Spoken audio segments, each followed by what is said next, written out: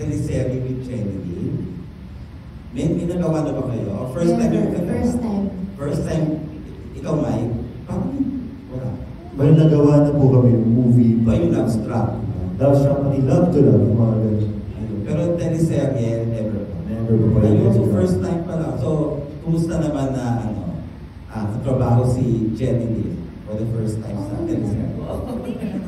Hindi, lagi kong sinabi ko rin nung nag-fast talk kay Tito Boy, gusto ko talaga maka-work si Jenny Lee dati pa. Kasi nanonood, favorite ko siya sa mga MMFF feels, ganyan. So medyo fan ako. Medyo fan ako ni Jen. Nagpa-selfie pa ba kayo? Sama si Jen? Hindi, ngayon nga lang. Kanina ako nagpa-selfie sa kanya eh. Pero yun, so fan ako and kumbaga sobrang interesado kung makita kung paano siya talaga magtrabaho. Siyempre, pag nanonood ka ng movies or TV, nakikita mo na lang yung resulta. Eh ako, bilang gusto ko yung proseso, gusto ko makita paano ba siya mag-prepare. And yung sobrang gulat ko was that napakagaling niya kasi ang tawag ni Daddy doon, hindi kita tali. Yun ang term ni Daddy. Yung hindi mo nakikita yung technique. Hindi mo nakikita na parang nag-build up siya. Kahit na napakahirap ng mga eksena niya. Like, hindi ko rin alam paano na nagawa yun. Dahil talagang, kumbaga, losing your husband. Okay, today yun yung eksena ko. Pero gagawin niya, ibang beses, yung gano'n. So, it was very nice to work with her. Tapos parang na-inspire ako na, ay, dapat gano'n. Dapat hindi nakikita yung kaing tali. Dapat hindi nakikita yung technique. Tapos ginanong ko din siya, Jen, anong technique mo?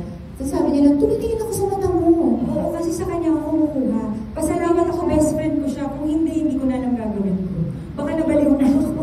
So parang, yung ganun siya, like, she trusts herself, tapos may trust siya sa ka-eksena niya.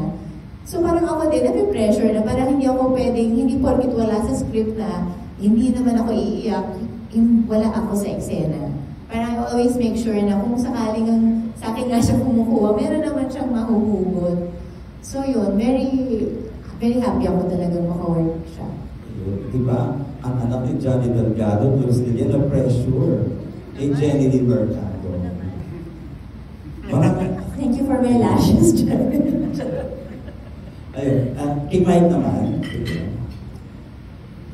kasi working yun with Jenny Lee sa teleserye, first time pa lang mga kasama. Ang tagal na kasi namin simula ng pagtrabaho kami. Tapos, yung eksena namin, tapos yung character ko very controlling, very possessive. So, nag-aalangan talaga ako na, at first, na hawakan siya ng maliin or hatakin siya. Kasi yun yung role ko eh. Oo nga eh. Tapos yung scene na ginagawa namin, yun yung itadrag ko siya. Doon ko first time na may experience yun, nung hahatakin ko talaga siya.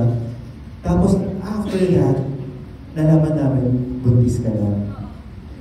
So yung siya sa akin parang, oh, wait, tama ba yung ginawa ko? Baka may nangyayari, kaya bigla, uy, ano ba yung nangyayari? But then again, na-realize ko, habang ginagawa namin yung Love That You, kung gaano ka-generous si Jen kapag ka-eksena mo. Kasi every time na may ginagawa kami, tinatanong ko siya na parang, okay ka lang ba, nasaktan ka ba sa ginawa ko? Sabi niya hindi. So, doon pa lang napapalagay na yung loob ko na mas maging free pagdating sa pag-arte, lalo na bilang kontrabida para sa kanilang dalawa ni sila.